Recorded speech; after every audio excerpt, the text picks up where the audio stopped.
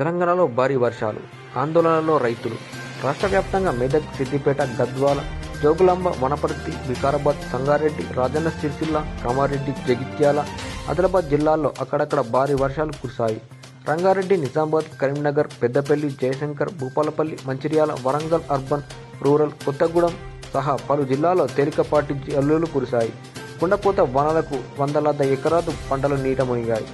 చేతికింద సమయంలో పంటలు నీటి మునగడంతో రైతులు ఆందోళన చెందుతున్నారు.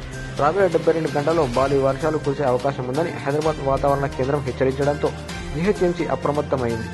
అధికారులు, డిఆర్ఎఫ్ బృందాలు అలర్ట్గా ఉండాలని జీహెచ్ఎంసీ కమిషనర్ లోకేష్ కుమార్ ఆదేశించారు. నగరంలోని కొన్ని ప్రాంతాల్లో 9 నుంచి 16 సెంటీమీటర్ల వర్షపాతం కురిసే అవకాశం ఉన్నందున ప్రజలు కూడా జాగ్రత్తగా ఉండాలని సూచించారు.